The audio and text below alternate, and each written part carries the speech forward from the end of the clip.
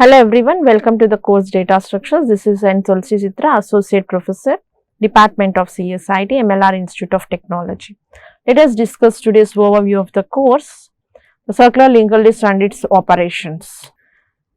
In this first, we will be seeing about what are the different operations that comes across circular linked list. We have the data, we require the data first, that is group of elements it consists of.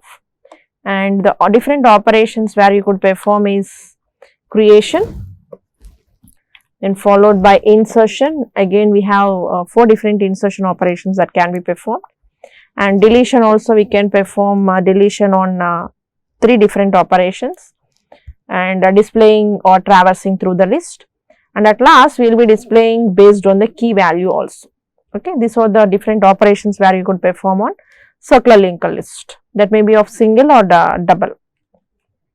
First we will be seeing about circular single linked list. By seeing the diagram itself, we will be understanding that this is a circular single linked list representation. Okay, you have only one forward direction representation, and here the first node represents the head and you don't find any last. We are assuming here the last node as last, and the last node address is pointing to the head, where you are going to store the address of 1000 here. Okay, and how we are going to create the nodes in this circular linked list, let us see by step. Okay, first create a new node with the data element 10. That means first we are going to allocate the memory, data value will be there and assigning next to null, and the name of the address is n and the address is 1000 here. This is the first node where we have created, and we know that we are going to check for the first condition head equal to null. That is, head equal to null represents the list is empty at the starting. Okay, we are going to check the condition head equal to null. If this is the case, the node which we have created, that becomes the head node, that becomes the last node, and that becomes the n also. Okay, let us go for the second one. If it is a circular single linked list, that means it has to store, instead of you don't have the null pointer, at the same time we need to store the address of its head also, head into it, right? Because of that, we are going to store the address of 1000 here. Instead of null pointer, we are going to store the 1000. Why? Because we are going to have a single node here. Okay. Now, when I am going to represent like this, right, that single node represents the head, last and n also. Now, I am going to create a new node. This is how node is created, by allocating the memory, reading the data part and assigning next equal to null, and n is the node.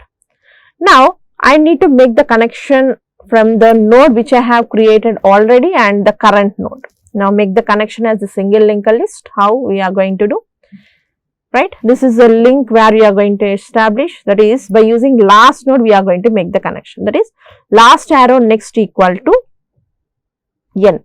Right, this is how we are going to do. But here you need to remember one thing here in this step.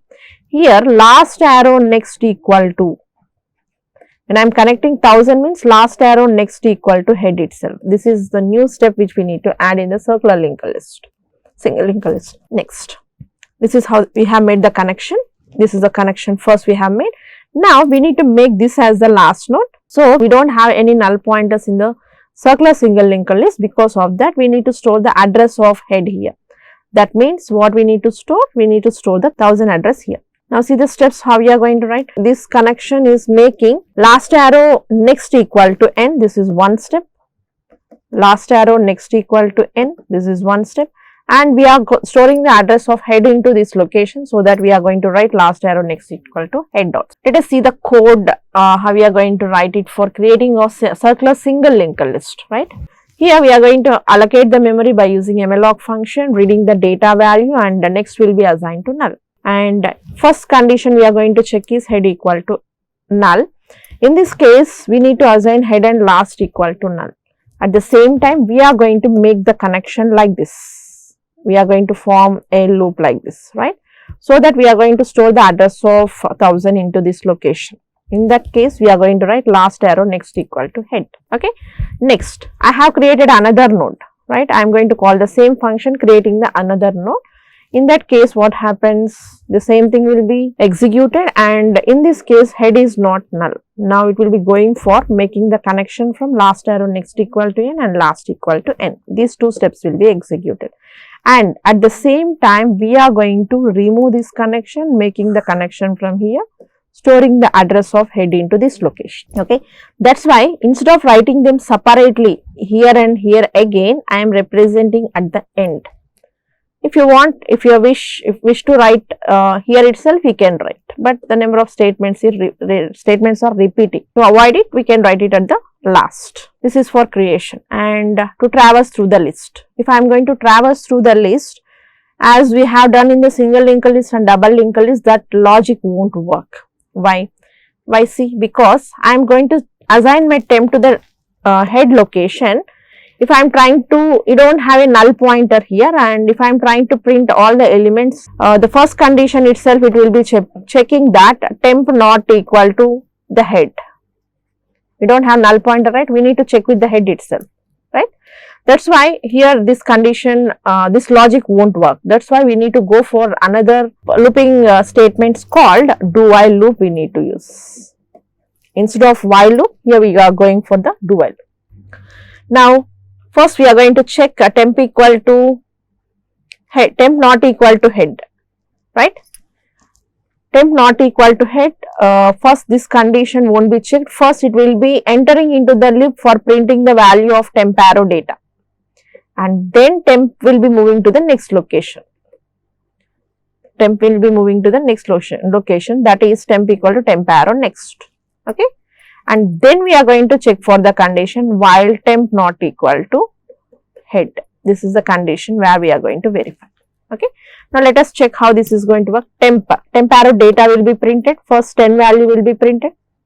Then temp will be moving to the next location. Here it comes, right? Now temp not equal to head. Temp now is 2000. 2000 not equal to head is 1000. Condition true again. Again loop will be iterating. Now it will be printing temp arrow data, 20 will be printed. Now temp will be moving to the next location. Now the address is 3000, 3000 not equal to 1000, again condition true. Now again the loop will be iterating, that is 30, it will be displayed, and temp will be moving to the next location. Now temp is at this location. Now what is the temp value? 1000, 1000 not equal to 1000, the condition fails and it will terminate. That's why we should not use while loop, we should go for do while loop. Now you can check the logic what we have done. Temp is assigned to head, printing the data temp arrow data value, and temp equal to temp arrow next, and temp not equal to head. And the last one where we have another function is a display based on the key value. Let us see how this is going to work. Here we need to enter the start traversal from where we need to start displaying our elements. Suppose I have taken 3 nodes here like this. I have 10, 20 and 30. I want to start from 20. This key I need to give. I need to specify my key value from 20. I need to start displaying the elements. If I started from 20, 20, 30 and 10 has to be displayed. First, I need to assign my temp to the head location. This is my temp. Right. Now check with your temp arrow data value. Temp arrow data is 10 now here. 10 equal to key? No. It won't do anything. Temp will be moving to the next location. Now temp will be here. Temp arrow data equal to key? Yes, it is key. 20 equal to 20. Yes, condition true. It will be terminating your loop here. 20. Coming out of it, and you are going to check that. You are going to try to display the elements from that particular 20, right? For that, now your temp value is here. Now start executing this loop. Temp arrow data. What is your temp arrow data? Temp arrow data is nothing but 20. Temp will be moving to the next location. Temp is this, right? Next. Again, you are going to check temp arrow data is not equal to key. Temp arrow data value is here 30. 30 not equal to key value is 20. Yes, no. That's why again this will be repeated. Now it is going to print temp arrow data. 30 will be printed. Temp will be moving to the next location. Again temp will be moving to the starting location. Now it will be checking temp arrow data not equal to key. Again yes, temp arrow data is 20 not equal to key value is 20. Yes, again it is not. Again it will be iterating the loop. Temp arrow data will be printed, that is 10 is going to be printed. Temp equal to temp arrow next. Now temp will be moving to this location again. Now it will be checking 20 not equal to 20, the condition fails. Like this way it is going to display the elements based on the key value. I hope you understand this concept. Let us see the summary of the today's session. Circular linked list and its operations we have covered. In that circular single linked list we have observed, right. In that mainly we have discussed on creation, then display, and we have observed a display based on key value.